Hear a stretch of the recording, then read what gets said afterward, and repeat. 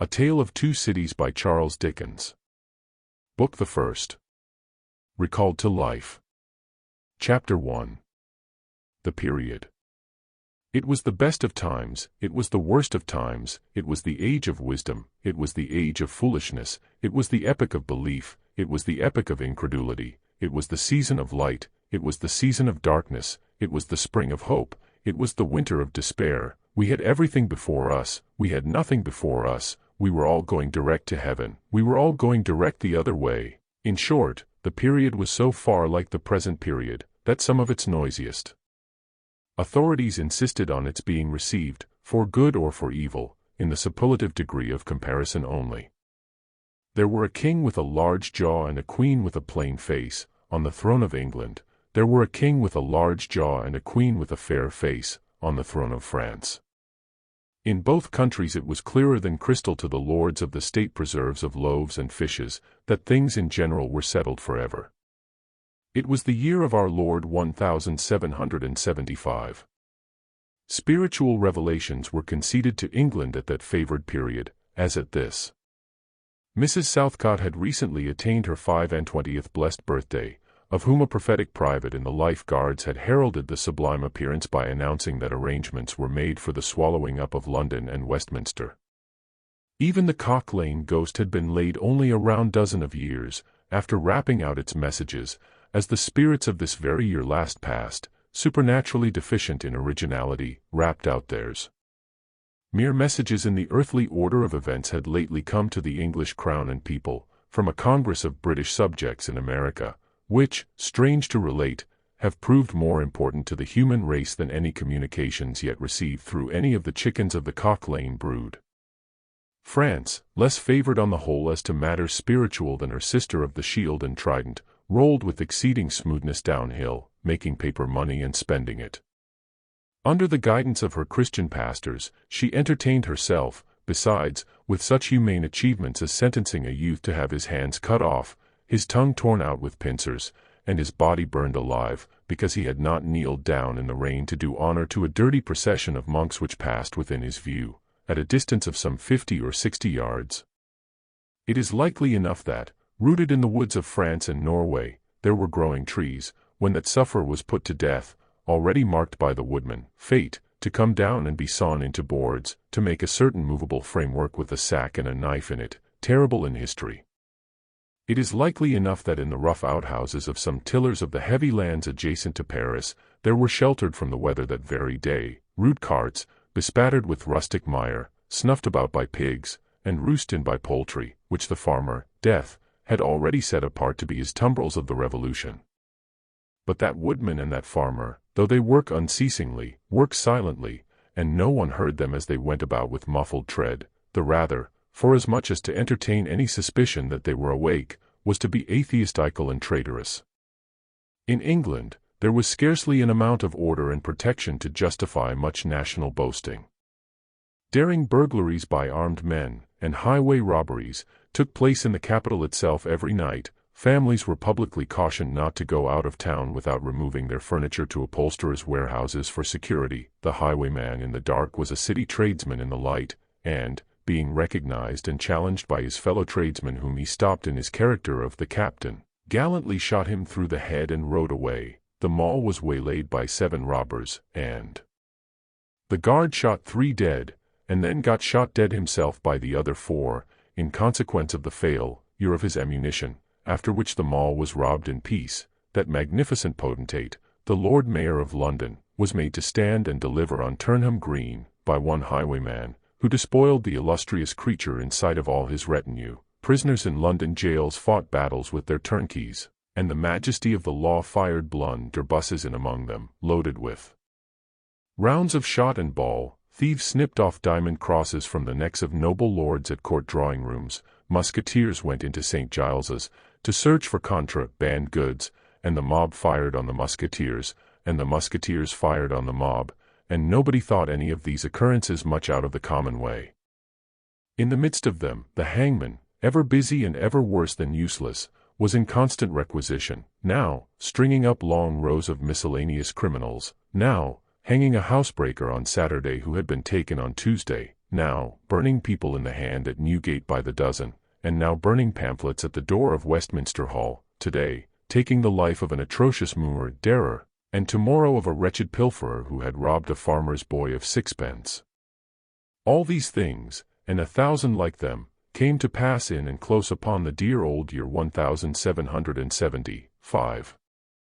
Environed by them, while the woodman and the farmer worked unheeded, those two of the large jaws, and those other two of the plain and the fair faces, trod with stir enough, and carried their divine rights with a high hand.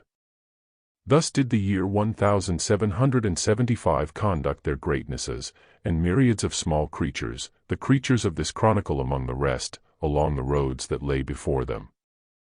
Chapter 2. The Mail. It was the Dover road that lay, on a Friday night late in November, before the first of the persons with whom this history has business. The Dover road lay, as to him, beyond the Dover Mail, as it lumbered up Shooter's Hill. He walked uphill in the mire by the side of the Mail, as the rest of the passengers did, not because they had the least relish for walking exercise, under the circumstances, but because the hill, and the harness, and the mud, and the Mail, were all so heavy, that the horses had 3 times already come to a stop, besides once drawing the coach across the road, with the mutinous intent of taking it back to Blackheath. Reins and whip and coachman and guard, however, in combination, had read that article of war which forbade a purpose otherwise strongly in favor of the argument that some brute animals are endued with reason, and the team had capitulated and returned to their duty. With drooping heads and tremulous tails, they mashed their way through the thick mud, floundering and stumbling between whiles, as if they were falling to pieces at the larger joints.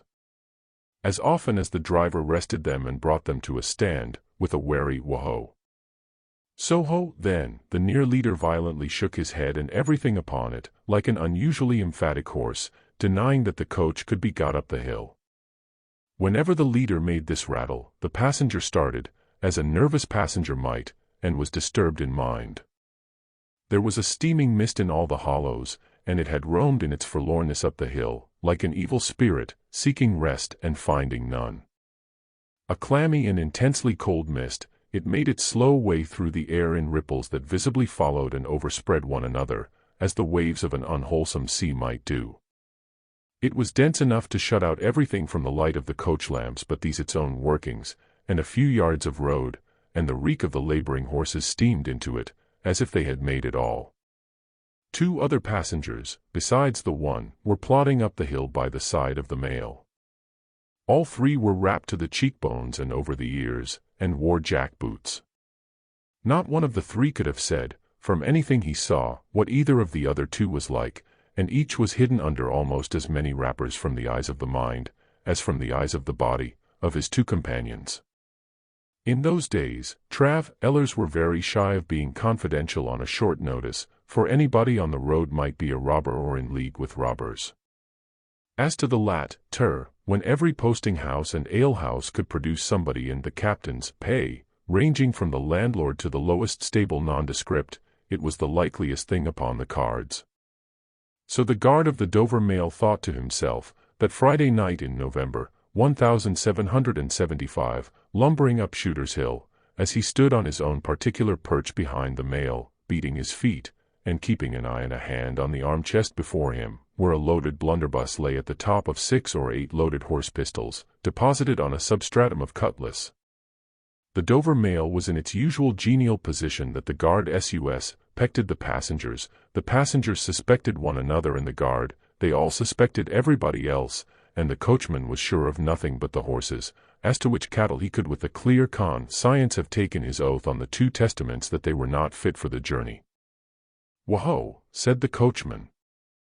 "So, then. 1 more pull and you're at the top and be damned to you, for I have had trouble enough to get you to it, Joe." "Hullo," the guard replied. "What o'clock do you make it, Joe?" 10 minutes, good, past 11. "My blood," ejaculated the vexed coachman, "and not atop of Shooters yet." "Tst. Yah. Get on with you." The emphatic horse, cut short by the whip in a most decided negative, made a decided scramble for it, and the 3 other horses followed suit. Once more, the Dover mail struggled on, with the jackboots of its passengers squashing along by its side. They had stopped when the coach stopped, and they kept close company with it. If any one of the three had had the hardihood to propose to another to walk on a little ahead into the mist and darkness, he would have put himself in a fair way of getting shot instantly as a highwayman. The last burst carried the mail to the summit of the hill. The horses stopped to breathe again, and the guard got down to skid the wheel for the descent, and opened the coach door to let the passengers in. "T.S.T. Joe," cried the coachman in a warning voice, looking down from his box. "What do you say, Tom?" They both listened. "I say a horse at a canter coming up, Joe." "I say a horse at a gallop, Tom," returned the guard, leaving his hold of the door, and mounting nimbly to his place. "Gentlemen, in the King's name, all of you." With this hurried adjuration, he cocked his blunderbuss, and stood on the offensive. The passenger booked by this history was on the coach step, getting in. The two other passengers were close behind him, and about to follow. He remained on the step, half in the coach and half out of. They remained in the road below him. They all looked from the coach man to the guard, and from the guard to the coachman, and listened. The coachman looked back and the guard looked back, and even the emphatic leader pricked up his ears and looked back, without contradicting. The stillness consequent on the cessation of the rumbling and labor, of the coach, added to the stillness of the night, made it very quiet indeed. The panting of the horses communicated a tremulous motion to the coach, as if it were in a state of agitation. The hearts of the singers beat loud enough perhaps to be heard, but at any rate, the quiet pause was audibly expressive of people out of breath, and holding the breath, and having the pulses quickened by expectation. The sound of a horse at a gallop came fast and furiously up the hill. "Soho!" the guard sang out, as loud as he could roar. "Yo there! Stand! I shall fire!" The pace was suddenly checked, and, with much splashing and floundering, a man's voice called from the mist, "Is that the Dover mail?" "Never you mind what it is," the guard retorted. "What are you?" "Is that the Dover mail?" "Why do you want to know?" "I want a passenger, if it is." "What passenger?" "Mr. Jarvis Lorry." Our booked passenger showed in a moment that it was his name. The guard, the coachman, and the two other passengers eyed him distrustfully. "Keep where you are," the guard called to the voice in the mist, "because, if I should make a mistake, it could never be set right in your lifetime." "Gentlemen of the name of Lorry, answer straight." "What is the matter?" asked the passenger, then, with mildly veering speech. "Who wants me?" "Is it Jerry?"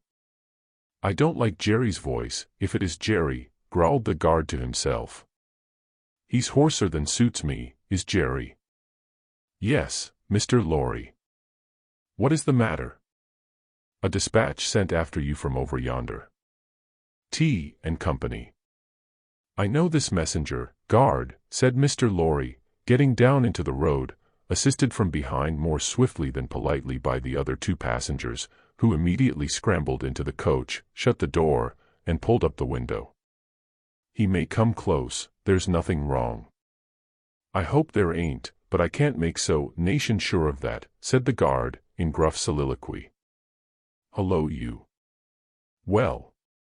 "And hello you," said Jerry, more hoarsely than before. "Come on at a foot pace. D'ye mind me? And if you've got holsters.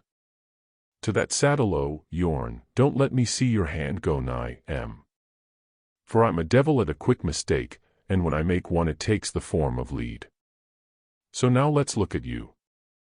The figures of a horse and rider came slowly through the eddying mist, and came to the side of the mail, where the passenger stood.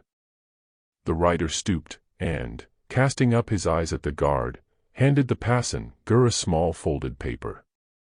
The rider's horse was blown, and both horse and rider were covered with mud, from the hoofs of the horse to the hat of the man. "Guard," said the passenger, in a tone of quiet business confidence.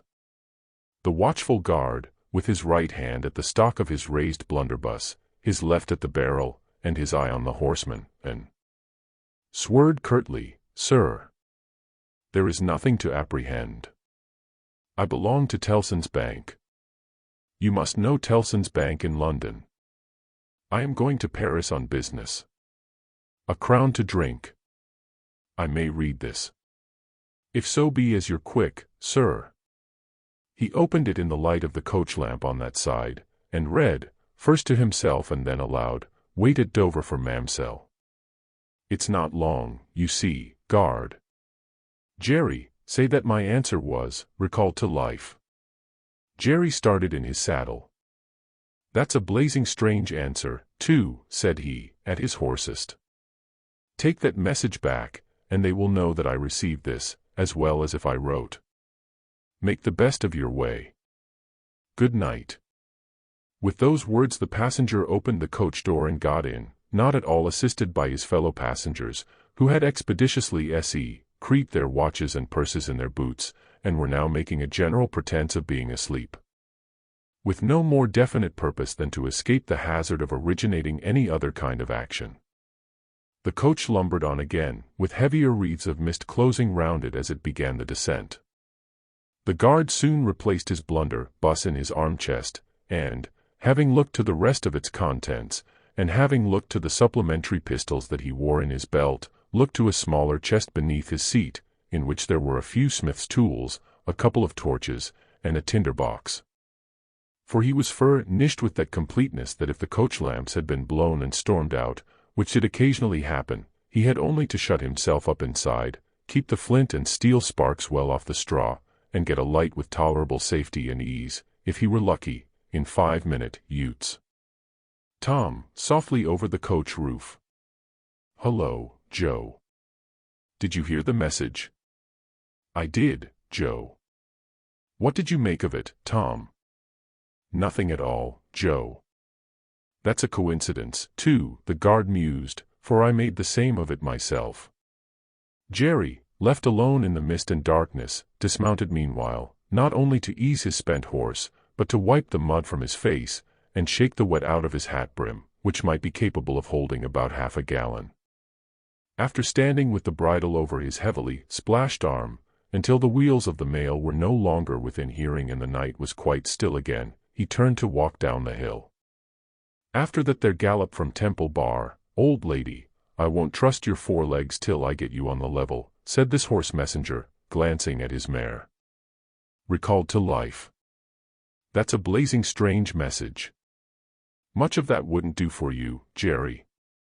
I say, Jerry, you'd be in a blazing bad way, if recalling to life was to come into fashion, Jerry." Chapter 3. The Night Shadows. A wonderful fact to reflect upon, that every human creature is constituted to be that profound secret and mystery to every other. A solemn consideration, when I enter a great city by night, that every one of those darkly clustered houses encloses its own secret, that every room in every one of them encloses its own secret, that every beating heart in the hundreds of thousands of breasts there is, in some of its imaginings, a secret to the heart nearest it. Something of the awfulness, even of death itself, is referable to this.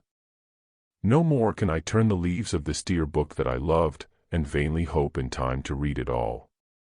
No more can I look into the depths of this unfathomable water, wherein, as momentary lights glanced into it, I have had glimpses of buried treasure and other things submerged.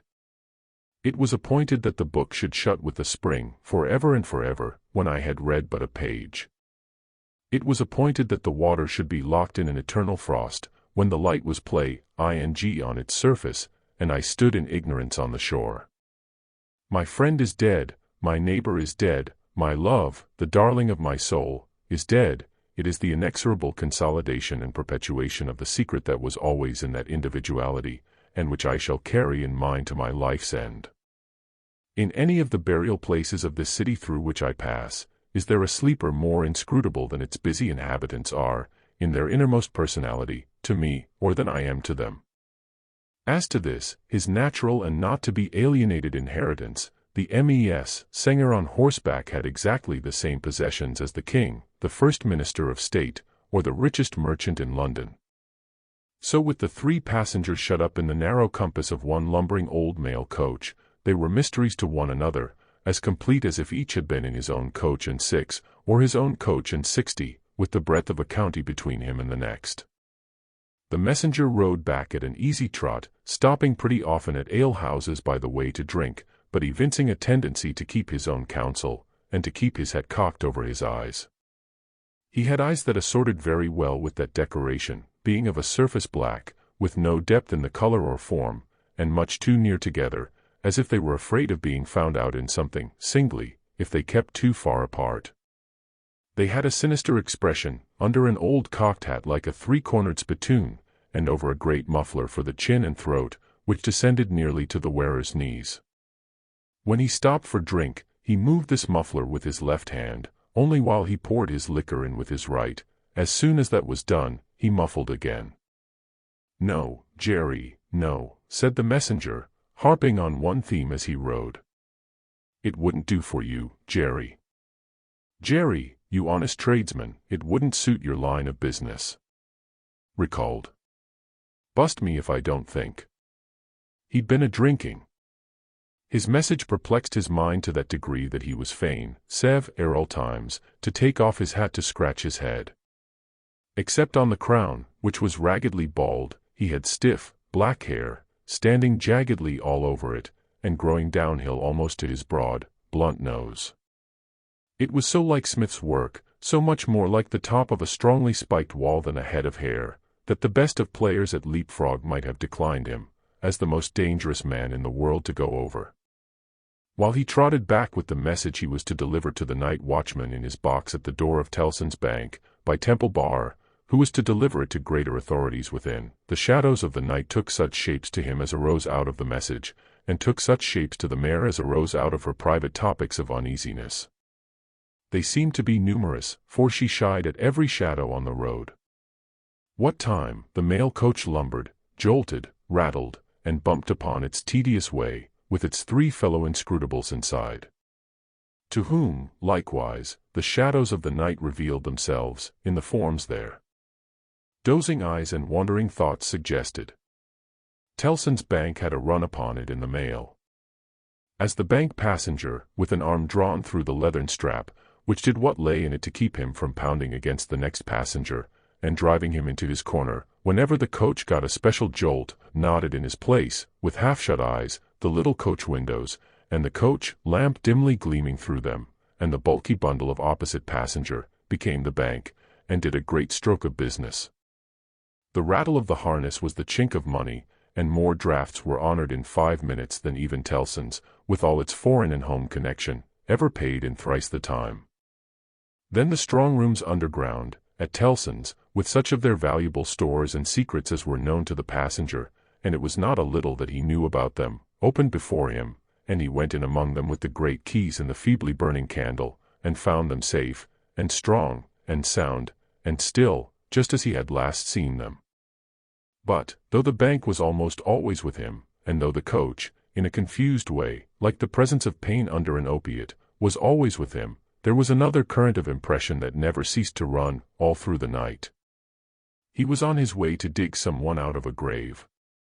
Now, which of the multitude of faces that showed themselves before him was the true face of the buried person, the shadows of the night did not indicate, but they were all the faces of a man of 45 by years, and they differed principally in the passions they expressed, and in the ghastliness of their worn and wasted state. Pride, contempt, fiancé, stubbornness, submission, lamentation, succeeded one another, so did varieties of sunken cheek, cadaverous color, emaciated hands and figures. But the face was in the main one face, and every head was prematurely white. 100 times the dozing passenger inquired of this spectre, "Buried how long?" The answer was always the same, almost 18 years. You had abandoned all hope of being dug out long ago. You know that you are recalled to life. They tell me so. I hope you care to live. I can't say. Shall I show her to you? Will you come and see her? The answers to this question were various and contradictory. Sometimes the broken reply was, "Wait." It would kill me if I saw her too soon. Sometimes it was given in a tender rain of tears, and then it was, take me to her. Sometimes it was staring and bewildered, and then it was, I don't know her. I don't understand. After such imaginary discourse, the passenger in his fancy would dig, and dig, dig, now with a spade, now with a great key, now with his hands, to dig this wretched creature out. Got out at last, with earth hanging about his face and hair, he would suddenly fan away to dust. The passenger would then start to himself, and lower the window, to get the reality of mist and rain on his cheek. Yet even when his eyes were opened on the mist and rain, on the moving patch of light from the lamps, and the hedge at the roadside retreating by jerks, the night shadows outside the coach would fall into the train of the night shadows within. The real banking house by Temple Bar, the real business of the past day, the real strong rooms, the Rail Express sent after him, and the real message returned, would all be there. Out of the midst of them, the ghostly face would rise, and he would accost it again. Buried how long? Almost 18 years. I hope you care to live. I can't say. Dig, dig, dig, until an impatient movement from one of the two passengers would admonish him to pull up the window, draw his arm securely through the leathern strap, and speculate upon the two slum-bearing forms, until his mind lost its hold of them, and they again slid away into the bank and the grave. Buried how long? Almost 18 years. You had abandoned all hope of being dug out. Long ago. The words were still in his hearing as just spoken, distinctly in his hearing as ever spoken words had been in his life, when the weary passenger started to the consciousness of daylight, and found that the shadows of the night were gone. He lowered the window, and looked out at the rising sun. There was a ridge of plowed land, with a plow upon it where it had been left last night when the horses were unyoked, beyond, a quiet coppice wood, in which many leaves of burning red and golden yellow still remained upon the trees. Though the earth was cold and wet, the sky was clear, and the sun rose bright, placid, and beautiful. 18 years, said the passenger, looking at the sun, gracious creator of day. To be buried alive for 18 years. Chapter 4. The Preparation. When the mail got successfully to Dover, in the course of the forenoon, the head drawer at the Royal George Hotel opened the coach door as his custom was. He did it with some flourish of ceremony, for a mail journey from London in winter was an achievement to congratulate an adventurous traveller upon. By that time, there was only one adventurous traveller left to be congratulated, for the two others had been set down at their respective roadside destinations. The mildewy inside of the coach, with its damp and dirty straw, its disagreeable smell, and its obscurity, was rather like a larger dog kennel. Mr. Lorry, the passenger, shaking himself out of it in chains of straw, a tangle of shaggy wrapper, flapping hat, and muddy legs, was rather like a larger sort of dog. There will be a packet to Calais, tomorrow, drawer. Yes, sir, if the weather holds and the wind sets tolerable fair. The tide will serve pretty nicely at about 2 in the afternoon, sir. Bed, sir. I shall not go to bed till night, but I want a bedroom, and a barber. And then breakfast, sir. Yes, sir. That way, sir, if you please. Show Concord. Gentleman's valise and hot water to Concord. Pull off gentleman's boots in Concord. You will find a fine sea coal fire, sir. Fetch. Barber to Concord. Stir about there, now, for Concord. The Concord bedchamber being always assigned to a passenger by the mail, and passengers by the mail being always heavily wrapped up from head to foot, the room had the odd interest for the establishment of the Royal George, that although but one kind of man was seen to go into it, all kinds and varieties of men came out of it. Consequently, an other drawer, and 2 porters, and several maids and the landlady, were all loitering by accident at various points of the road between the Concord and the coffee-room, when a gentleman of 60, formally dressed in a brown suit of clothes, pretty well worn, but very well kept, with large square cuffs and large flaps to the pockets, passed along on his way to his breakfast. The coffee room had no other occupant, that forenoon, than the gentleman in brown.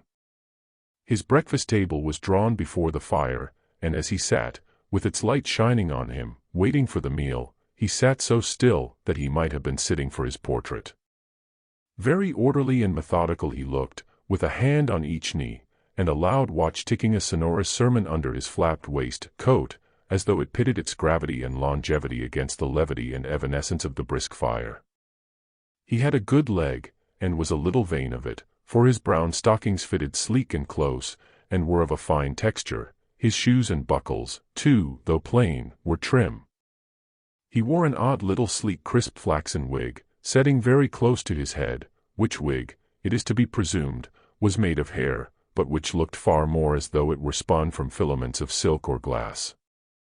His linen, though not of a fineness in accordance with his stockings, was as white as the tops of the waves that broke upon the neighboring beach, or the specks of sail that glinted in the sunlight far at sea. A face habitually suppressed and quieted, was still lighted up under the quaint wig by a pair of moist bright eyes that it must have cost their owner, in years gone by, some pains to drill to the composed and reserved expression of Tellson's Bank. He had a healthy color in his cheeks, and his face, though lined, bore few traces of anxiety. But, perhaps the confidential bachelor clerks in Tellson's Bank were principally occupied with the cares of other people, and perhaps second-hand cares, like second-hand clothes, come easily off and on. Completing his resemblance to a man who was sitting for his poor trait, Mr. Lorry dropped off to sleep. The arrival of his breakfast roused him, and he said to the drawer, as he moved his chair to it, "I wish accommodation prepared for a young lady who may come here at any time today. She may ask for Mr. Jarvis Lorry, or she may only ask for a gentleman from Tellson's Bank. Please to let me know." "Yes, sir." "Tellson's Bank in London, sir." "Yes." "Yes, sir. We have oftentimes the honor to entertain your gentle men in their travelling backwards and forwards betwixt London and Paris, sir. A vast deal of travelling, sir, in Tellson and Company's house." "Yes. We are quite a French house, as well as an English one." "Yes, sir. Not much in the habit of such travelling yourself, I think." "Sir. Not of late years. It is 15 years since I, came last from France." "Indeed, sir. That was before my time here, sir." "Before our people's time here, sir." "The George was in other hands at that time, sir." "I believe so. But I would hold a pretty wager, sir, that a house like Tellson and Company was flourishing, a matter of 50, not to speak of 15 years ago. You might treble that, and say 150, yet not be far from the truth." "Indeed, sir." Rounding his mouth and both his eyes, as he stepped backward from the table, the waiter shifted his napkin from his right arm to his left, dropped into a comfortable attitude, and stood surveying the guest while he ate and drank, as from an observatory or watchtower.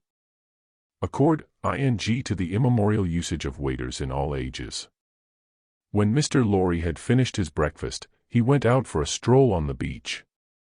The little narrow, crooked town of Dover hid itself away from the beach, and ran its head into the chalk cliffs, like a marine trick. The beach was a desert of heaps of sea and stones tumbling wildly about, and the sea did what it liked, and what it liked was destruction. It thundered at the town, and thundered at the cliffs, and brought the coast down, madly. The air among the houses was of so strong a piscatory flavor that one might have supposed sick fish went up to be dipped in it, as sick people went down to be dipped in the sea. A little fishing was done in the port, and a quantity of strolling about by night, and looking seaward, particularly at those times when the tide made, and was near flood. Small tradesmen, who did no business whatever, sometimes unaccountably realized large fortunes, and it was remarkable that nobody in the neighborhood could endure a lamplighter. As the day declined into the afternoon, and the air, which had been at intervals clear enough to allow the French coast to be seen, became again charged with mist and vapor, Mr. Lorry's thoughts seemed to cloud too. When it was dark, and he sat before the coffee-room fire, awaiting his dinner as he had awaited his breakfast, his mind was busily digging in the live red coals. A bottle of good claret after dinner does a digger in the red coals no harm, otherwise than as it has a tendency to throw him out of work. Mr. Lorry had been idle a long time, and had just poured out his last glassful of wine with as complete an appearance of satisfaction as is ever to be found in an elderly gentleman of a fresh complexion who has got to the end of a bottle, when a rattling of wheels came up the narrow street, and rumbled into the inn-yard. He set down his glass untouched. "This is Mamselle," said he. In a very few minutes the waiter came in to announce that Miss Manette had arrived from London, and would be happy to see the gentleman from Tellson's. So soon.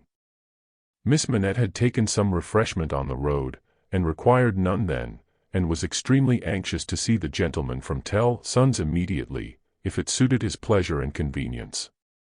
The gentleman from Tellson's had nothing left for it but to empty his glass with an air of stolid desperation, settle his odd little flaxen wig at the ears, and follow the waiter to Miss Manette's apartment. It was a large, dark room, furnished in a funereal manner with black horsehair, and loaded with heavy dark tables. These had been oiled and oiled, until the two tall candles on the table in the middle of the room were gloomily reflected on every leaf, as if they were buried in deep graves of black mahogany, and no light to speak of could be expected from them until they were dug out. The obscurity was so difficult to penetrate that Mr. Lorry, picking his way over the well-worn Turkey carpet, supposed Miss Manette to be, for the moment, in some adjacent room, until, having got past the two tall candles, he saw standing to receive him by the table between them and the fire, a young lady of not more than 17, in a riding cloak, and still holding her straw travelling hat by its ribbon in her hand. As his eyes rested on a short, slight, pretty figure, a quantity of golden hair, a pair of blue eyes that met his own with an inquiring look, and a forehead with a singular capacity, remembering how young and smooth it was, of rifting and knitting itself into an expression that was not quite one of perplexity, or wonder, or alarm, or merely of a bright fixed attention, though it included all the four expressions. As his eyes rested on these things, a sudden vivid likeness passed before him, of a child whom he had held in his arms on the passage across that very channel, one cold time, when the hail drifted heavily and the sea ran high. The likeness passed away, like a breath along the surface of the gaunt pier glass behind her, on the frame of which, a hospital procession of Negro Cupids, several headless and all cripples, were offering black baskets of dead sea fruit to black divinities of the feminine gender, and he made his formal bow to Miss Manette. "Pray take a seat, sir," in a very clear and pleasant young voice, a little foreign in its accent, but a very little indeed. "I kiss your hand, miss," said Mr. Lorry, with the manners of an earlier date, as he made his formal bow again, and took his seat. "I received a letter from the bank, sir, yesterday, informing me that some intelligence, or discovery. The word is not material, miss, either word will do.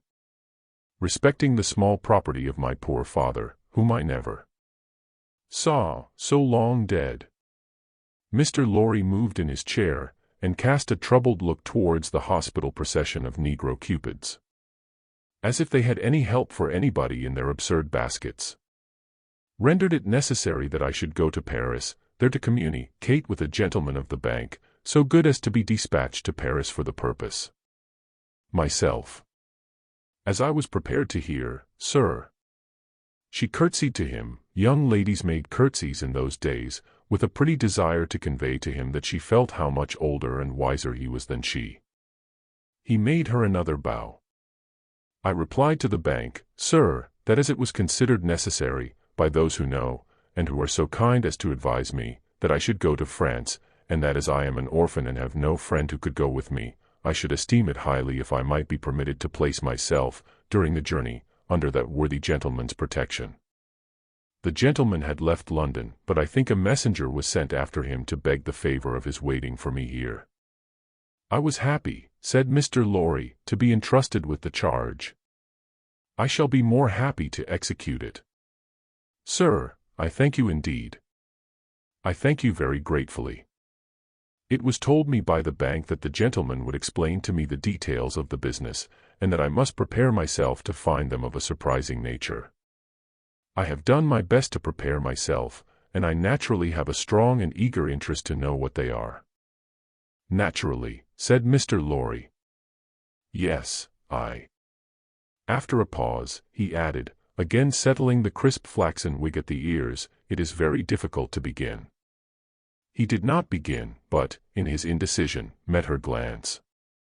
The young forehead lifted itself into that singular expression, but it was pretty and characteristic, besides being singular, and she raised her hand, as if with an involuntary action she caught at, or stayed some passing shadow. "Are you quite a stranger to me, sir?" "Am I not?" Mr. Lorry opened his hands, and extended them outwards with an argumentative smile. Between the eyebrows and just over the little feminine nose, the line of which was as delicate and fine as it was possible to be, the expression deepened itself as she took her seat thoughtfully in the chair by which she had hitherto remained standing.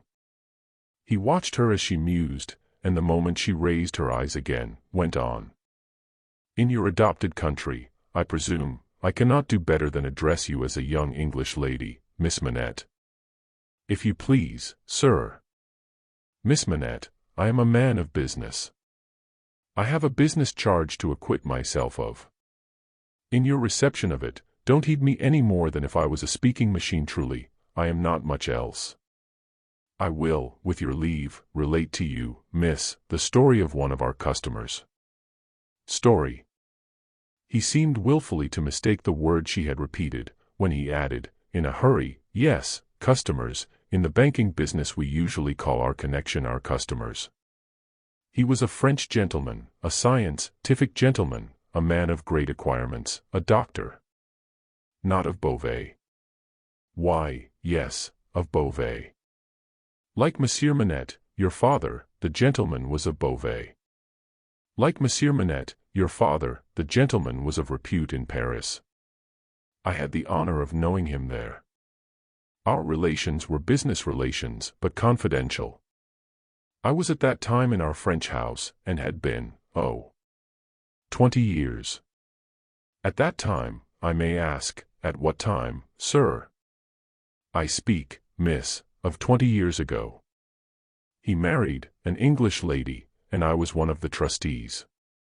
His affairs, like the affairs of many other French gentlemen and French families, were entirely in Tellson's hands. In a similar way I am, or I have been, trustee of one kind or other for scores of our customers. These are mere business relations, miss, there is no friendship in them, no particular interest, nothing like sentiment. I have passed from one to another, in the course of my business life, just as I pass from one of our customers to another in the course of my business day. In short, I have no feelings, I am a mere machine. To go on. But this is my father's story, sir, and I begin to think, the curiously roughened forehead was very intent upon him, that when I was left an orphan through my mother's surviving my father only 2 years, it was you who brought me to England. I am almost sure it was you. Mr. Lorry took the hesitating little hand that confidingly advanced to take his, and he put it with some ceremony to his lips. He then conducted the young lady straightway to her chair again, and, holding the chair back with his left hand, and using his right by turns to rub his chin, pull his wig at the ears, or point what he said, stood looking down into her face while she sat looking up into his. "Miss Manette, it was I. And you will see how truly I spoke of myself just now, in saying I had no feelings, and that all the relations I hold with my fellow creatures are mere business relations, when you reflect that I have never seen you since. No, you have been the ward of Tellson's house since, and I have been busy with the other business of Tellson's house since. Feelings. I have no time for them, no chance of them. I pass my whole life, miss, in turning an immense pecuniary mangle." After this odd description of his daily routine of employment, Mr. Lorry flattened his flaxen wig upon his head with both hands, which was most unnecessary, for nothing could be flatter than its shining face was before, and resumed his former attitude. "So far, miss, as you have remarked, this is the story of your regret, Ted father. Now comes the difference. If your father had not died when he did, don't be frightened. How you start?" She did, indeed, start. And she caught his wrist with both her hands. "Pray," said Mr. Lorry, in a soothing tone, bringing his left hand from the back of the chair to lay it on the supplicatory fingers that clasped him in so violent a tremble, "pray control your agitation, a matter of business. As I was saying." Her look so discomposed him that he stopped, wandered, and began anew. "As I was saying, if Monsieur Manette had not died, if he had suddenly and silently disappeared, if he had been spirited away, if it had not been difficult to guess to what dreadful place, though no art could trace him, if he had an enemy in some compatriot who could exercise a privilege that I in my own time have known the boldest people afraid to speak of in a whisper, across the water there, for instance, the privilege of filling up blank forms for the consignment of any one to the oblivion of a prison for any length of time, if his wife had implored the king, the queen, the court, the clergy, for any tidings of him, and all quite in vain, then the history of your father would have been the history of this unfortunate gentleman, the doctor of Beauvais. I entreat you to tell me more, sir." "I will. I am going to." "You can bear it." "I can bear anything but the uncertainty you leave me in at this moment." "You speak collectedly, and you are collected." "That's good." Though his manner was less satisfied than his words. "A matter of business. Regard it as a matter of business that must be done. Now if this doctor's wife, though a lady of great courage and spirit, had suffered so intensely from this cause before her little child was born." "The little child was a daughter, sir." "A daughter. A matter of business, don't be distressed. Miss, if the poor lady had suffered so intensely before her little child was born, that she came to the determination of sparing the poor child the inheritance of any part of the agony she had known the pains of, by rearing her in the belief that her father was dead, no, don't kneel. In heaven's name, why should you kneel to me? For the truth. Oh dear, good, compassionate sir, for the truth. A matter of business. You confuse me, and how can I transact business if I am confused? Let us be clear-headed. If you could kindly mention now, for instance, what 9 times 9 pence are, or how many shillings and 20 guineas, it would be so encouraging. I should be so much more at my ease about your state of mind." Without directly answering to this appeal, she sat so still when he had very gently raised her, and the hands that had not ceased to clasp his wrists were so much more steady than they had been, that she communicated some reassurance to Mr. Jarvis Lorry. "That's right, that's right. Courage. Business. You have business before you, useful business. Miss Manette, your mother took this course with you. And when she died, I believe broken-hearted, having never slackened her unavailing search for your father, she left you, at 2 years old, to grow to be blooming, beautiful, and happy, without the dark cloud upon you of living in uncertainty whether your father soon wore his heart out in prison, or wasted there through many lingering years." As he said the words he looked down, with an admiring pity, on the flowing golden hair, as if he pictured to himself that it might have been already tinged with gray. "You know that your parents had no great possession, and that what they had was secured to your mother and to you. There has been no new discovery, of money, or of any other property, but—" He felt his wrist held closer, and he stopped. The expression in the forehead, which had so particularly attracted his notice, and which was now immovable, had deepened into one of pain and horror. "But he has been found. He is alive. Greatly changed, it is too probable, almost a wreck, it is possible, though we will hope the best. Still, alive. Your father has been taken to the house of an old servant in Paris, and we are going there, I, to identify him if I can, you, to restore him to life, love, duty, rest, comfort." A shiver ran through her frame, and from it through his. She said, in a low, distinct, awe-stricken voice, as if she were saying it in a dream, "I am going to see his ghost. It will be his ghost, not him." Mr. Lorry quietly chafed the hands that held his arm. "There, there, there. See now, see now. The best and the worst are known to you, now. You are well on your way to the poor wronged gentleman, and, with a fair sea voyage, and a fair land journey, you will be soon at his dear side. She repeated in the same tone, sunk to a whisper, I have been free, I have been happy, yet his ghost has never haunted me. Only one thing more, said Mr. Lorry, laying stress upon it as a wholesome means of enforcing her attention. He has been found under another name, his own, long forgotten or long concealed. It would be worse than useless now to inquire which, worse than useless to seek to know whether he has been for years overlooked, or always designedly held prisoner. It would be worse than useless now to make any inquiries, because it would be dangerous. Better not to mention the subject, anywhere or in any way, and to remove him, for a while at all events, out of France. Even I, safe as an Englishman, and even Tellson's, important as they are to French credit, avoid all naming of the matter. I carry about me, not a scrap of writing openly referring to it. This is a secret service altogether. My credentials, entries, and memoranda, are all comprehended in the one line, recalled to life, which may mean anything. But what is the matter? She doesn't notice a word. Miss Manette. Perfectly still and silent, and not even fallen back in her chair, she sat under his hand, utterly insensible, with her eyes open and fixed upon him, and with that last expression looking as if it were carved or branded into her forehead. South close was her hold upon his arm, that he feared to detach himself lest he should hurt her, therefore he called out loudly for assistance without moving.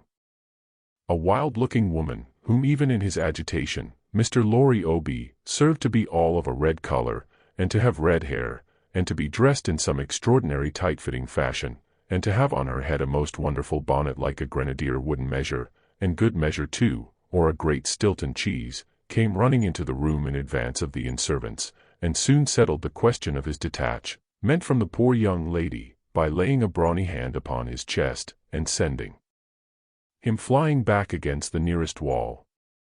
I really think this must be a man, was Mr. Lorry's breathless reflection, simultaneously with his coming against the wall. Why, look at you all, bawled this figure, addressing the Insaire Vance. Why don't you go and fetch things, instead of standing there staring at me? I am not so much to look at, am I? Why don't you go and fetch things? I'll let you know, if you don't bring smelling salts, cold water, and vinegar, quick, I will. There was an immediate dispersal for these restoratives, and she softly laid the patient on a sofa, and tended her with great skill and gentleness, calling her my precious, and my bird, and spreading her golden hair aside over her shoulders with great pride and care. And you in brown, she said, indignantly turning to Mr. Lorry, couldn't you tell her what you had to tell her, without frightening her to death? Look at her, with her pretty pale face and her cold hands. Do you call that being a banker? Mr. Lorry was so exceedingly disconcerted by a question so hard to answer, that he could only look on, at a distance, with much feebler sympathy and humility, while the strong woman, having banished the inn-servants under the mysterious penalty of letting them know some thing not mentioned if they stayed there, staring, recovered her charge by a regular series of gradations, and coaxed her to lay her drooping head upon her shoulder. I hope she will do well now, said Mr. Lorry. No thanks to you in brown, if she does. My darling pretty. I hope, said Mr. Lorry, after another pause of feeble sympathy and humility, that you accompany Miss Manette to France. A likely thing, too, replied the strong woman. If it was ever intended that I should go across salt water, do you suppose Providence would have cast my lot in an island? This being another question hard to answer, Mr. Jarvis Lorry withdrew to consider it. Chapter 5. The Wine Shop. A large cask of wine had been dropped and broken, in the street. The accident had happened in getting it out of a cart, the cask had tumbled out with a run, the hoops had burst, and it lay on the stones just outside the door of the wine shop, shattered like a walnut shell. All the people within reach had suspended their business, or their idleness, to run to the spot and drink the wine. The rough, irregular stones of the street, pointing every way, and designed, one might have thought, expressly to lame all living creatures that approached them, had dammed it into little pools. These were surrounded, each by its own jostling group or crowd, according to its size. Some men kneeled down, made scoops of their 2 hands joined, and sipped, or tried to help women, who bent over their shoulders, to sip, before the wine had all run out between their fingers. Others, men and women, dipped in the puddles with little mugs of mutilated earthenware, or even with kerchiefs from women's heads, which were squeezed dry into infants' mouths. Others made small mud embankments, to stem the wine as it ran. Others, directed by lookers-on up at high windows, darted here and there, to cut off little streams of wine that started away in new directions. Others devoted themselves to the sodden and lee-dyed pieces of the cask, licking, and even champing the moister wine-rotted fragments with eager relish. There was no drainage to carry off the wine, and not only did it all get taken up, but so much mud got taken up along with it, that there might have been a scavenger in the street, if anybody acquainted with it could have believed in such a miraculous presence. A shrill sound of laughter and of amused voices, voices of men, women, and children, resounded in the street while this wine game lasted. There was little roughness in the sport, and much playfulness. There was a special companionship in it, an observable inclination on the part of every one to join some other one, which led, especially among the luckier or lighter-hearted, to frolicsome embraces, drinking of healths, shaking of hands, and even joining of hands and dancing, a dozen together. When the wine was gone, and the places where it had been most abundant were raked into a gridiron pattern by fingers, these demonstrations ceased, as suddenly as they had broken out. The man who had left his saw sticking in the firewood he was cutting, set it in motion again. The women who had left on a doorstep the little pot of hot ashes, at which she had been trying to soften the pain in her own starved fingers and toes, or in those of her child, returned to it. Men with bare arms, matted locks, and cadaverous faces, who had emerged into the winter light from cellars, moved away, to descend again, and a gloom gathered on the scene that appeared more natural to it than sunshine. The wine was red wine, and had stained the ground of the narrow street in the suburb of Saint Antoine, in Paris, where it was spilled. It had stained many hands, too, and many faces, and many naked feet, and many wooden shoes. The hands of the man who sawed the wood left red marks on the billets, and the forehead of the woman who nursed her baby was stained with the stain of the old rag she wound about her head again. Those who had been greedy with the staves of the cask had acquired a tigerish smear about the mouth, and one tall joker so besmirched, his head more out of a long squalid bag of a nightcap than in it, scrawled upon a wall with his finger dipped in muddy wine lees, blood. The time was to come when that wine too would be spilled on the street stones, and when the stain of it would be read upon many there. And now that the cloud settled on Saint Antoine, which a momentary gleam had driven from his sacred countenance, the darkness of it was heavy cold, dirt, sickness, ignorance, and want, were the lords in waiting on the saintly presence, nobles of great power, all of them, but, most especially the last. Samples of a people that had undergone a terrible grinding and regrinding in the mill, and certainly not in the fabulous mill which ground old people young, shivered at every corner, passed in and out at every doorway, looked from every window, fluttered in every vestige of a garment that the wind shook. The mill which had worked them down was the mill that grinds young people old. The children had ancient faces and grave voices, and upon them, and upon the grown faces, and plowed into every furrow of age and coming up afresh, was the sigh, hunger. It was prevalent everywhere. Hunger was pushed out of the tall houses, in the wretched clothing that hung upon poles and lines. Hunger was patched into them with straw and rag and wood and paper. Hunger was repeated in every fragment of the small modicum of firewood that the man sawed off. Hunger stared down from the smokeless chimneys, and started up from the filthy street that had no offal, among its refuse, of anything to eat. Hunger was the inscription on the baker's shelves, written in every small loaf of his scanty stock of bad bread, at the sausage shop, in every dead dog preparation that was offered for sale. Hunger rattled its dry bones among the roasting chestnuts in the turned cylinder. Hunger was shred into atomics in every farthing porringer of husky chips of potato, fried with some reluctant drops of oil. Its abiding place was in all things fitted to it. A narrow winding street, full of offense and stench, with other narrow winding streets diverging, all peopled by rags and nightcaps, and all smelling of rags and nightcaps, and all visible things with a brooding look upon them that looked ill. In the hunted air of the people there was yet some wild beast thought of the possibility of turning at bay. Depressed and slinking though they were, eyes of fire were not wanting among them, nor compressed lips, white with what they suppressed, nor foreheads knitted into the likeness of the gallows rope they mused about or inflicting. The trade signs, and they were almost as many as the shops, were, all, grim illustrations of want. The butcher and the pork man painted up, only the leanest scrags of meat, the baker, the coarsest of meager loaves. The people rudely pictured as drinking in the wine shops, croaked over their scanty measures of thin wine and beer, and were gloweringly confidential together.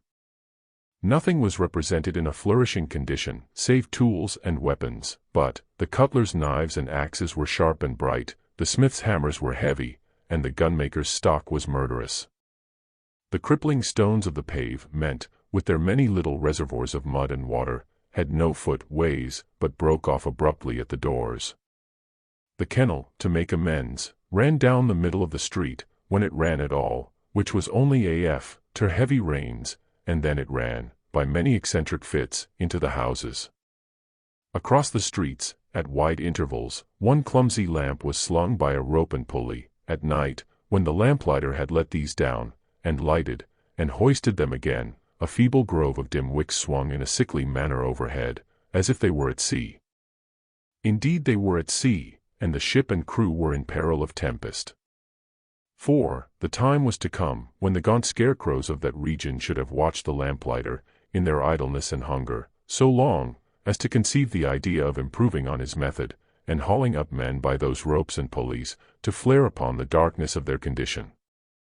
But the time was not come yet, and every wind that blew over France shook the rags of the scarecrows in vain, for the birds, fine of song and feather, took no warning. The wine shop was a corner shop, better than most others in its appearance and degree, and the master of the wine shop had stood outside it, in a yellow waistcoat and green breeches, looking on at the struggle for the lost wine. "It's not my affair," said he, with a final shrug of the shoulders. "The people from the market did it. Let them bring another." There, his eyes happening to catch the tall joker writing up his joke, he called to him across the way. "Say, then, my Gaspard, what do you do there?" The fellow pointed to his joke with immense significance, as is often the way with his tribe. It missed its mark, and completely failed, as is often the way with his tribe too. "What now? Are you a subject for the mad hospital?" said the wine shopkeeper, crossing the road, and obliterating the jest with a handful of mud, picked up for the purpose, and smeared over it. "Why do you write in the public streets? Is there, tell me thou, is there northwest other place to write such words in?" In his expostulation he dropped his cleaner hand, perhaps accidentally, perhaps not, upon the joker's heart. The joker rapped it with his own, took a nimble spring upward, and came down in a fantastic dancing attitude, with one of his stained shoes jerked off his foot into his hand, and held out. A joker of an extremely, not to say wolfishly practical character, he looked, under those circumstances. Put it on," said the other. "Call wine, and finish there." With that advice, he wiped his soiled hand upon the joker's dress, such as it was, quite deliberately, as having dirted the hand on his account, and then recrossed the road and entered the wine shop. This wine shop keeper was a bull-necked, martial-looking man of 30, and he should have been of a hot temperament, for, although it was a bitter day, he wore no coat, but carried one slung over his shoulder. His shirt sleeves were rolled up, too, and his brown arms were bare to the elbows. Neither did he wear anything more on his head than his own crisply curling short dark hair. He was a dark man altogether, with good eyes and a good bold breadth between them.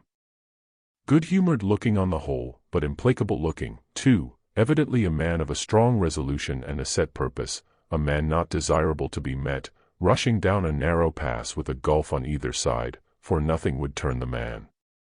Madame Defarge, his wife, sat in the shop behind the counter as he came in. Madame Defarge was a stout woman of about his own age, with a watchful eye that seldom seemed to look at anything, a large hand heavily ringed, a steady face, strong features, and great composure of manner. There was a character about Madame Defarge, from which one might have predicated that she did not often make mistakes against herself in any of the reckonings over which she presided. Madame Defarge, being sensitive to cold, was wrapped in fur, and had a quantity of bright shawl twined about her head, though not to the concealment of her large earrings.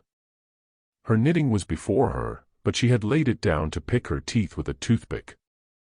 Thus engaged, with her right elbow supported by her left hand, Madame Defarge said nothing when her lord came in, but coughed just one grain of cough. This, in combination with the lifting of her darkly defined eyebrows over her toothpick by the breadth of a line, suggested to her husband that he would do well to look round the shop among the customers, for any new customer who had dropped in while he stepped over the way. The wine-shop keeper accordingly rolled his eyes about, until they rested upon an elderly gentleman and a young lady, who were seated in a corner. Other company were there, 2 playing cards, 2 playing dominoes, 3 standing by the counter lengthening out a short supply of wine. As he passed behind the counter, he took notice that the elderly gentleman said in a look to the young lady, "This is our man." "What the devil do you do in that galley there?" said Monsieur Defarge to himself. "I don't know you." But he feigned not to notice the 2 strangers, and fell into discourse with the triumvirate of customers who were drinking at the counter. "How goes it, Jacques?" said one of these 3 to Monsieur Defarge. "Is all the spilt wine swallowed?" "Every drop, Jacques," answered Monsieur Defarge. When this interchange of Christian name was effected, Madame Defarge, picking her teeth with her toothpick, coughed another grain of cough, and raised her eyebrows by the breadth of another line. "It is not often," said the second of the 3, addressing Monsieur Defarge, "that many of these miserable beasts know the taste of wine, or of anything but black bread and death. Is it not so, Jacques?" "It is so, Jacques," Monsieur Defarge returned. At this second interchange of the Christian name, Madame Defarge, still using her toothpick with profound composure, coughed another grain of cough, and raised her eyebrows by the breadth of another line. The last of the 3 now said his say, as he put down his empty drinking vessel and smacked his lips. "Ah! So much the worse. A bitter taste it is that such poor cattle always have in their mouths, and hard lives they live, Jacques. Am I right, Jacques?" "You are right, Jacques," was the response of Monsieur Defarge. This third interchange of the Christian name was completed at the moment when Madame Defarge put her toothpick by, kept her eyebrows up, and slightly rustled in her seat. "Hold then." "True," muttered her husband. "Gentlemen, my wife." The 3 customers pulled off their hats to Madame Defarge, with 3 flourishes. She acknowledged their homage by bending her head, and giving them a quick look. Then she glanced in a casual manner round the wine-shop, took up her knitting with great apparent calmness and repose of spirit, and became absorbed in it. "Gentlemen," said her husband, who had kept his bright eye observantly upon her, "good day.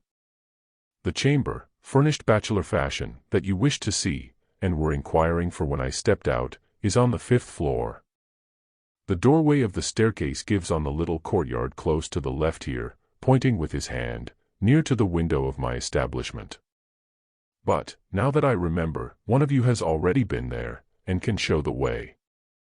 Gentlemen, adieu." They paid for their wine, and left the place. The eyes of Monsieur Defarge were studying his wife at her knitting when the elderly gentleman advanced from his corner, and begged the favor of a word. "Willingly, sir," said Monsieur Defarge, and quietly stepped with him to the door. Their conference was very short, but very decided. Almost at the first word, Monsieur Defarge started and became deeply attentive. It had not lasted a minute, when he nodded and went out. The gentleman then beckoned to the young lady, and they, too, went out. Madame Defarge knitted with nimble fingers and steady eyebrows, and saw nothing. Mr. Jarvis Lorry and Miss Manette, emerging from the wine-shop thus, joined Monsieur Defarge in the doorway to which he had directed his own company just before. It opened from a stinking little black courtyard, and was the general public entrance to a great pile of houses, inhabited by a great number of people. In the gloomy tile-paved entry to the gloomy tile-paved staircase, Monsieur Defarge bent down on one knee to the child of his old master, and put her hand to his lips. It was a gentle action, but not at all gently done. A very remarkable transformation had come over him in a few seconds. He had no good humor in his face, nor any openness of aspect left, but had become a secret, angry, dangerous man. It is very high, it is a little difficult. Better to begin slowly. Thus, Monsieur Defarge, in a stern voice, to Mr. Lorry, as they began ascend the stairs. "Is he alone?" the latter whispered. "Alone." "God help him, who should be with him," said the other, in the same low voice. "Is he always alone, then?" "Yes." "Of his own desire?" "Of his own necessity." "As he was, when I first saw him after they found me and demanded to know if I would take him, and, at my peril be discreet, as he was then, so he is now." "He is greatly changed." "Changed." The keeper of the wine-shop stopped to strike the wall with his hand, and mutter a tremendous curse. No direct answer could have been half so forcible. Mr. Lorry's spirits grew heavier and heavier, as he and his two companions ascended higher and higher. Such a staircase, with its accessories, in the older and more crowded parts of Paris, would be bad enough now, but, at that time, it was vile indeed to unaccustomed and unhardened senses. Every little habitation within the great foul nest of one high building, that is to say, the room or rooms within every door that opened on the general staircase, left its own heap of refuse on its own landing, besides flinging other refuse from its own windows. The uncontrollable and hopeless mass of decomposition so engendered would have polluted the air, even if poverty and deprivation had not loaded it with their intangible impurities. The two bad sources combined made it almost insupportable. Through such an atmosphere, by a steep dark shaft of dirt and poison, the way lay. Yielding to his own disturbance of mind, and to his young companion's agitation, which became greater every instant, Mr. Jarvis Lorry twice stopped to rest. Each of these stoppages was made at a doleful grating, by which any languishing good airs that were left uncorrupted seemed to escape, and all spoilt and sickly vapors seemed to crawl in. Through the rusted bars, tastes, rather than glimpses, were caught of the jumbled neighborhood, and nothing within range, nearer or lower than the summits of the two great towers of Notre Dame, had any promise on it of healthy life or wholesome aspirations. At last, the top of the staircase was gained, and they stopped for the third time. There was yet an upper staircase, of a steeper inclination and of contracted dimensions, to be ascended, before the garret story was reached. The keeper of the wine-shop, always going a little in advance, and always going on the side which Mr. Lorry took, as though he dreaded to be asked any question by the young lady, turned himself about here, and, carefully feeling in the pockets of the coat he carried over his shoulder, took out a key. "The door is locked then, my friend," said Mr. Lorry, surprised. "Aye." "Yes," was the grim reply of Monsieur Defarge. "You think it necessary to keep the unfortunate gentleman so retired?" "I think it necessary to turn the key." Monsieur Defarge whispered it closer in his ear, and frowned heavily. "Why?" "Why?" "Because he has lived so long, locked up, that he would be frightened tear himself to pieces come to I know not what harm, if his door was left open." "Is it possible?" exclaimed Mr. Lorry. "Is it possible?" repeated Defarge, bitterly. "Yes. And a beautiful world we live in, when it is possible, and when many other such things are possible, and not only possible, but done, see you, under that sky there, every day. Long live the devil. Let us go on." This dialogue had been held in so very low a whisper, that not a word of it had reached the young lady's ears. But, by this time she trembled under such strong emotion, and her face expressed such deep anxiety, and, above all, such dread and terror, that Mr. Lorry felt it incumbent on him to speak a word or two of reassurance. "Courage, dear miss. Courage. Business. The worst will be over in a moment, it is but passing the room door, and the worst is over. Then, all the good you bring to him, all the relief, all the happiness you bring to him, begin. Let our good friend here assist you on that side. That's well, friend Defarge. Come, now. Business, business.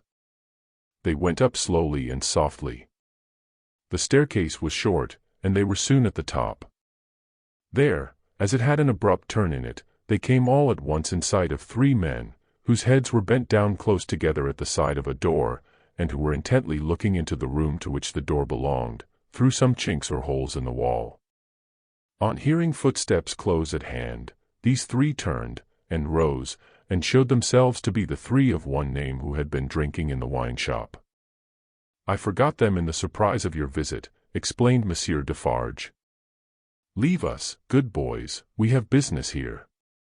The three glided by, and went silently down.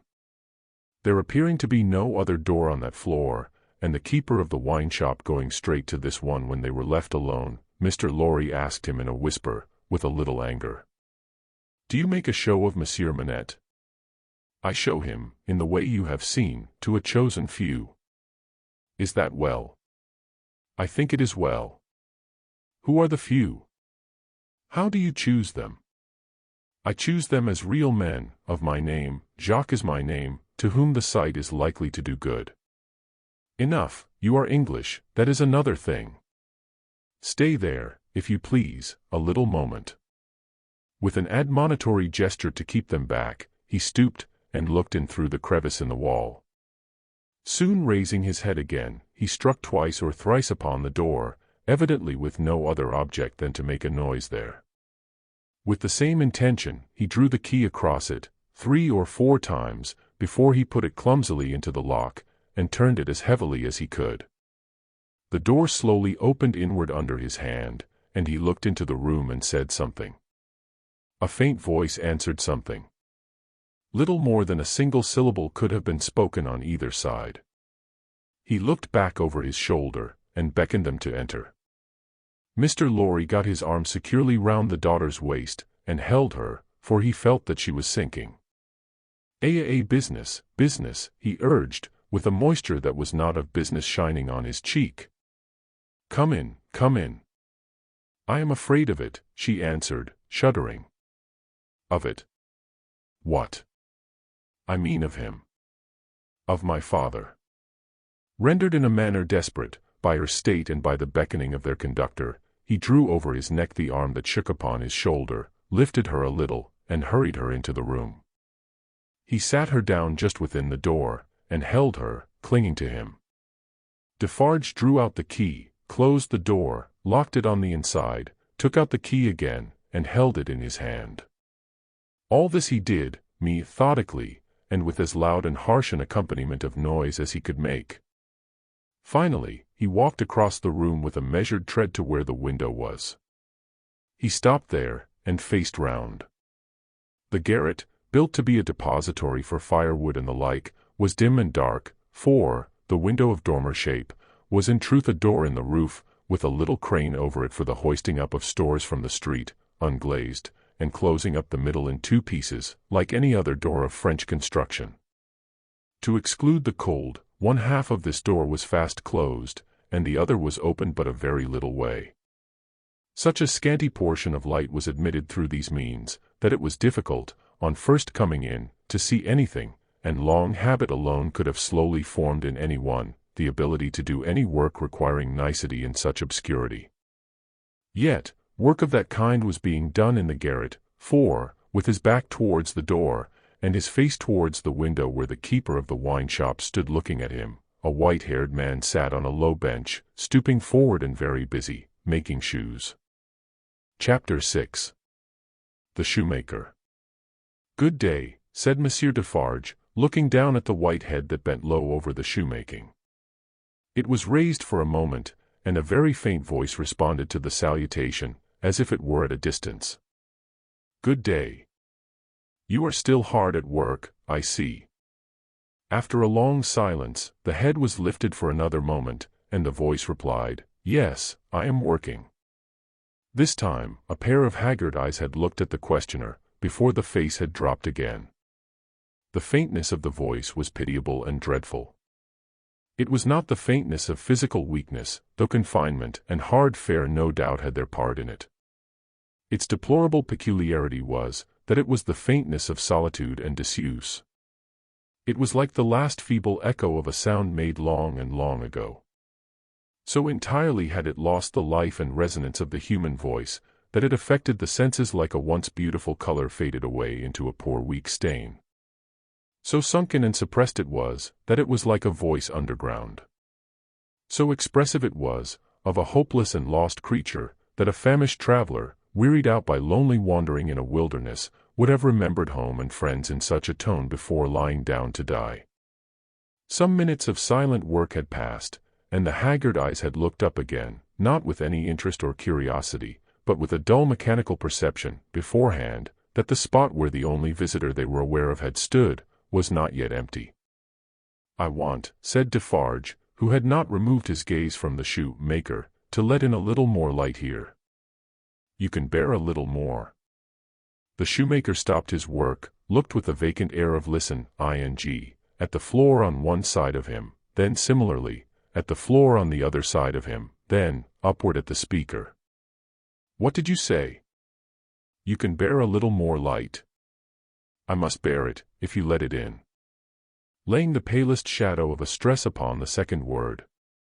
The opened half-door was opened a little further, and secured at that angle for the time. A broad ray of light fell into the garret, and showed the workman with an unfinished shoe upon his lap, pausing in his labor. His few common tools and various scraps of leather were at his feet and on his bench. He had a white beard, raggedly cut, but not very long, a hollow face, and exceedingly bright eyes. The hollowness and thinness of his face would have caused them to look large, under his yet dark eyebrows and his confused white hair, though they had been really otherwise, but they were naturally large, and looked naturally so. His yellow rags of shirt lay open at the throat, and showed his body to be withered and worn. He, and his old canvas frock, and his loose stockings, and all his poor tatters of clothes, had, in a long seclusion from direct light and air, faded down to such a dull uniformity of parchment yellow, that it would have been hard to say which was which. He had put up a hand between his eyes and the light, and the very bones of it seemed transparent. So he sat, with a steadfastly vacant gaze, pausing in his work. He never looked at the figure before him, without first looking down on this side of himself, then on that, as if he had lost the habit of associating place with sound. He never spoke, without first wandering in this manner, and forgetting to speak. "Are you going to finish that pair of shoes today?" asked Defarge, motioning to Mr. Lorry to come forward. "What did you say? Do you mean to finish that pair of shoes today?" "I can't say that I mean to." "I suppose so." "I don't know." But the question reminded him of his work, and he bent over it again. Mr. Lorry came silently forward, leaving the daughter by the door.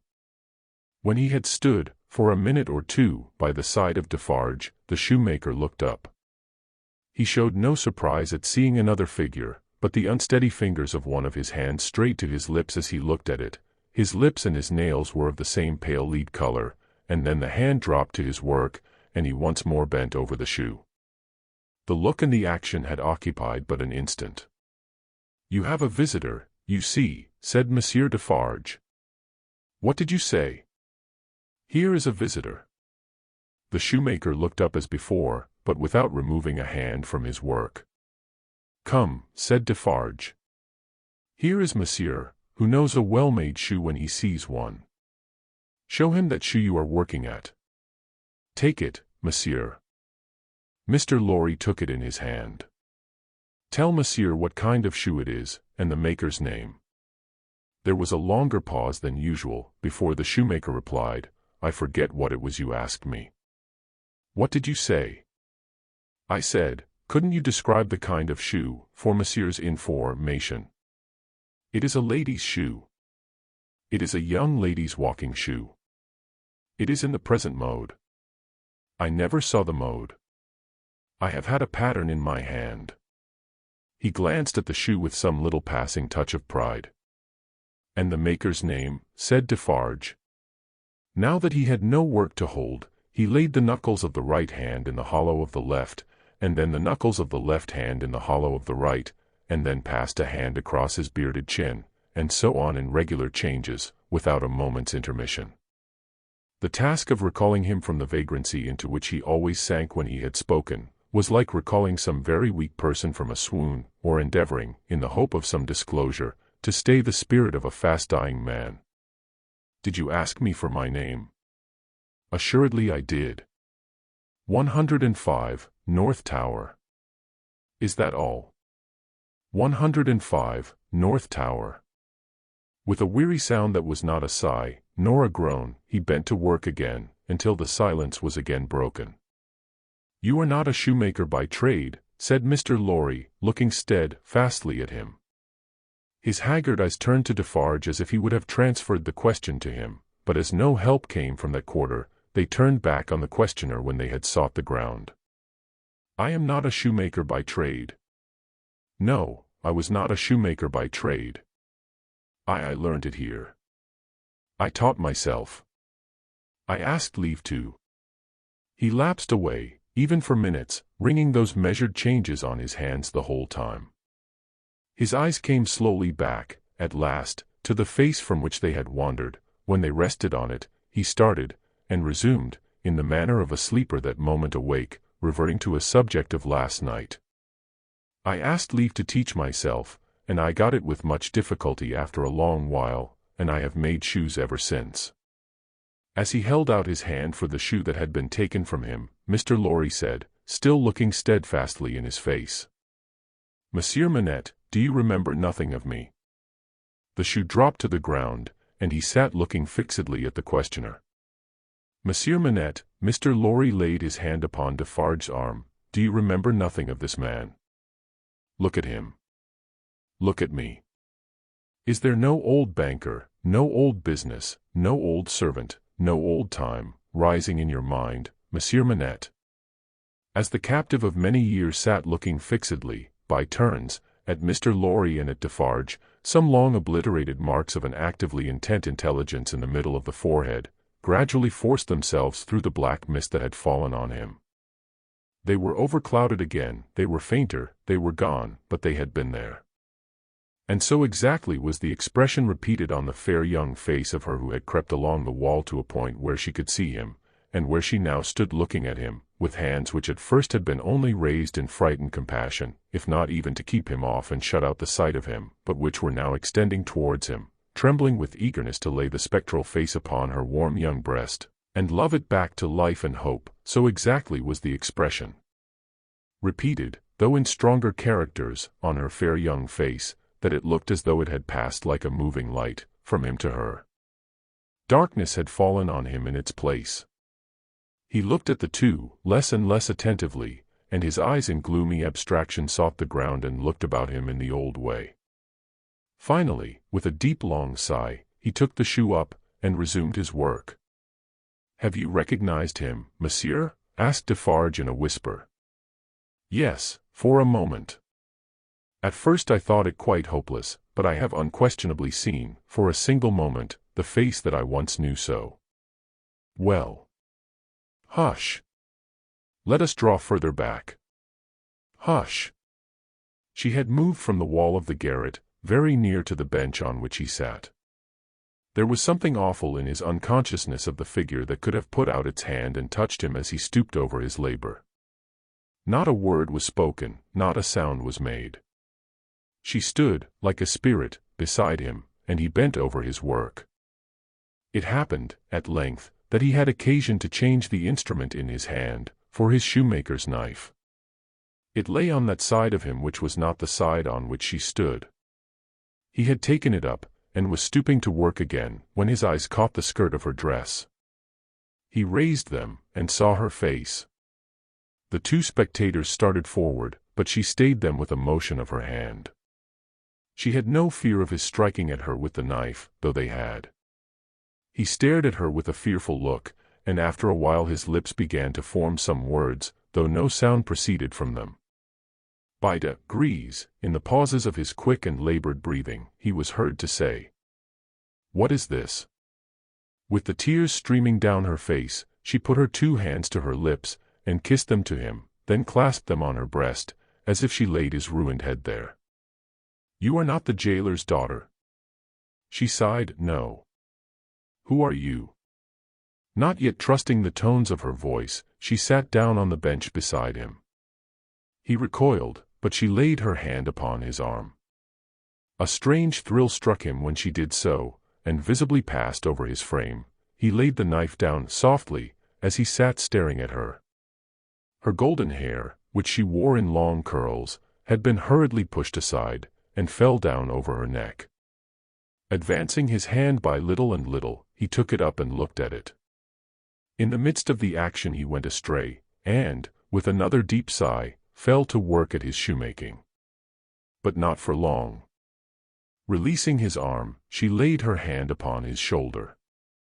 After looking doubtfully at it 2 or 3 times, as if to be sure that it was really there, he laid down his work, put his hand to his neck, and took off a blackened string with a scrap of folded rag attached to it. He opened this, carefully, on his knee, and it contained a very little quantity of hair, not more than 1 or 2 long golden hairs, which he had, in some old day, wound off upon his finger. He took her hair into his hand again, and looked closely at it. "It is the same." "How can it be? When was it? How was it?" As the concentrated expression returned to his forehead, he seemed to become conscious that it was in hers too. He turned her full to the light, and looked at her. "She had laid her head upon my shoulder. That night when I was summoned out, she had a fear of my going, though I had none, and when I was brought to the North Tower they found these upon my sleeve. You will leave me them. They can never help me to escape in the body, though they may in the spirit." Those were the words I said. I remember them very well. He formed this speech with his lips many times before he could utter it. But when he did find spoken words for it, they came to him coherently, though slowly. "How was this? Was it you?" Once more, the 2 spectators started, as he turned upon her with a frightful suddenness. But she sat perfectly still in his grasp, and only said, in a low voice, "I entreat you, good gentlemen, do not come near us, do not speak, do not move." "Hark!" he exclaimed. Whose voice was that? His hands released her as he uttered this cry, and went up to his white hair, which they tore in a frenzy. It died out, as everything but his shoemaking did die out of him, and he refolded his little packet and tried to secure it in his breast, but he still looked at her, and gloomily shook his head. "No, no, no, you are too young, too blooming. It can't be. See what the prisoner is. These are not the hands she knew, this is not the face she knew, this is not a voice she ever heard. No, no. She was, and he was, before the slow years of the North Tower, ages ago. What is your name, my gentle angel?" Hailing his softened tone and manner, his daughter fell upon her knees before him, with her appealing hands upon his breast. "Oh, sir, at another time you shall know my name, and who my mother was, and who my father, and how I never knew their hard history. But I cannot tell you at this time, and I cannot tell you here. All that I may tell you, here and now, is, that I pray to you to touch me and to bless me. Kiss me, kiss me. Oh my dear, my dear." His cold white head mingled with her radiant hair, which warmed and lighted it as though it were the light of freedom shining on him. "If you hear in my voice, I don't know that it is so, but I hope it is, if you hear in my voice any resemblance to a voice that once was sweet music in your ears, weep for it, weep for it. If you touch, in touching my hair, anything that recalls a beloved head that lay on your breast when you were young and free, weep for it, weep for it. If, when I hint to you of a home that is before us, where I will be true to you with all my duty and with all my faithful service, I bring back the remembrance of a home long desolate, while your poor heart pined away, weep for it, weep for it." She held him closer round the neck, and rocked him on her breast like a child. "If, when I tell you, dearest dear, that your agony is over, and that I have come here to take you from it, and that we go to England to be at peace and at rest, I cause you to think of your useful life laid waste, and of our native France so wicked to you. Weep for it, weep for it. And if, when I shall tell you of my name, and of my father who is living, and of my mother who is dead, you learn that I have to kneel to my honored father, and implore his pardon for having never for his sake striven all day and lain awake and wept all night, because the love of my poor mother hid his torture from me, weep for it, weep for it. Weep for her, then, and for me. Good gentlemen, thank God. I feel his sacred tears upon my face, and his sobs strike against my heart. Oh, see! Thank God for us, thank God. He had sunk in her arms, and his face dropped on her breast, a sight so touching, yet so terrible in the tremendous wrong and suffering which had gone before it, that the two beholders covered their faces. When the quiet of the garret had been long undisturbed, and his heaving breast and shaken form had long yielded to the calm that must follow all storms, emblem to humanity, of the rest and silence into which the storm called life must hush at last, they came forward to raise the father and daughter from the ground. He had gradually dropped to the floor, and lay there in a lethargy, worn out. She had nestled down with him, that his head might lie upon her arm, and her hair drooping over him curtained him from the light. If, without disturbing him, she said, raising her hand to Mr. Lorry as he stooped over them, after repeated blowings of his nose, all could be arranged for our leaving Paris at once, so that, from the very door, he could be taken away. But, consider. Is he fit for the journey? Asked Mr. Lorry. More fit for that, I think, than to remain in this city, so dreadful to him.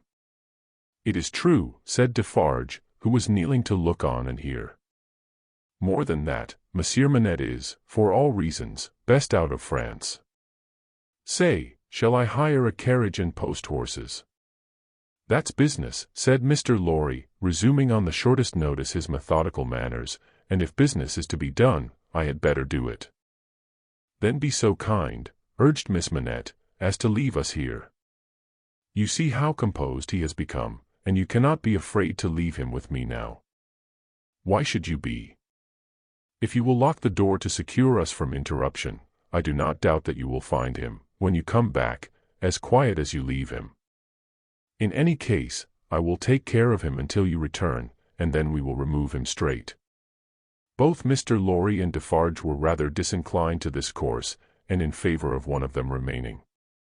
But, as there were not only carriage and horses to be seen to, but travelling papers, and as time pressed, for the day was drawing to an end, it came at last to their hastily dividing the business that was necessary to be done, and hurrying away to do it. Then, as the darkness closed in, the daughter laid her head down on the hard ground close at the father's side, and watched him. The darkness deepened and deepened, and they both lay quiet, until a light gleamed through the chinks in the wall. Mr. Lorry and Monsieur Defarge had made all ready for the journey, and had brought with them, besides travelling cloaks and wrap, purse, bread and meat, wine, and hot coffee. Monsieur Defarge put this provender, and the lamp he carried, on the shoemaker's bench. There was nothing else in the garret but a pallet bed, and he and Mr. Lorry roused the captive, and assisted him to his feet. No human intelligence could have read the mysteries of his mind, in the scared blank wonder of his face. Whether he knew what had happened, whether he recollected what they had said to him, whether he knew that he was free, were questions which no sagacity could have solved. They tried speaking to him, but he was so confused, and so very slow to answer, that they took fright at his bewilderment, and agreed for the time to tamper with him no more. He had a wild, lost manner of occasionally clasping his head in his hands, that had not been seen in him before, yet he had some pleasure in the mere sound of his daughter's voice, and invariably turned to it when she spoke. In the submissive way of one long accustomed to obey under coercion, he ate and drank what they gave him to eat and drink, and put on the cloak and other wrappings that they gave him to wear. He readily responded to his daughter's drawing her arm through his, and took, and kept, her hand in both his own. They began to descend, Monsieur Defarge going first with the lamp, Mr. Lorry closing the little procession. They had not traversed many steps of the long main staircase when he stopped, and stared at the roof and round at the wails. You remember the place, my father. You remember coming up here. What did you say?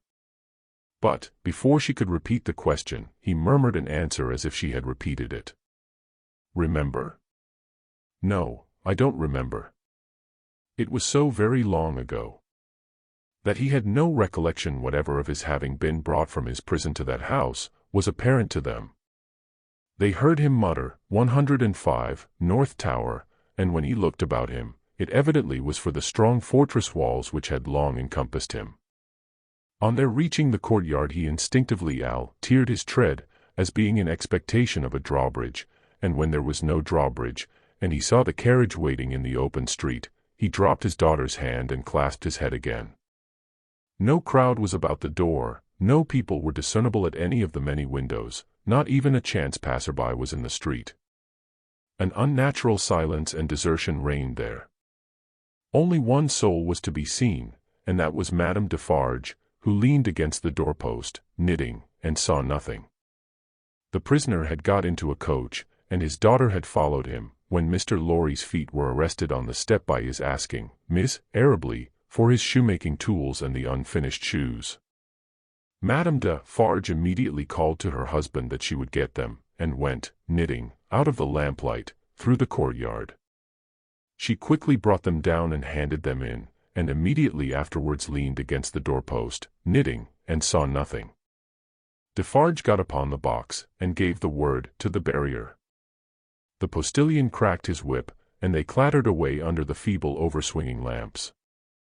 Under the overswinging lamps, swinging ever brighter in the better streets, and ever dimmer in the worse, and by lighted shops, gay crowds, illuminated coffee-houses, and theatre doors, to one of the city gates. Soldiers with lanterns, at the guard-house there. Your papers, travellers. See here then, monsieur the officer, said Defarge, getting down, and taking him gravely apart, these are the papers of monsieur inside, with the white head. They were consigned to me, with him, he dropped his voice, there was a flutter among the military lanterns, and one of them being handed into the coach by an arm in uniform, the eyes connected with the arm looked, not an every day or an every night look, at monsieur with the white head. It is well. For Ward, from the uniform. Adieu, from Defarge. And so, under a short grove of feebler and feebler overswinging lamps, out under the great grove of stars. Beneath that arch of unmoved and eternal lights, some, so remote from this little earth that the learned tell us it is doubtful whether their rays have even yet discovered it, as a point in space where anything is suffered or done, the shadows of the night were broad and black. All through the cold and restless interval, until dawn, they once more whispered in the ears of Mr. Jarvis Lorry, sitting opposite the buried man who had been dug out, and wondering what subtle powers were forever lost to him, and what were capable of restoration, the old inquiry. I hope you care to be recalled to life. And the old answer. I can't say.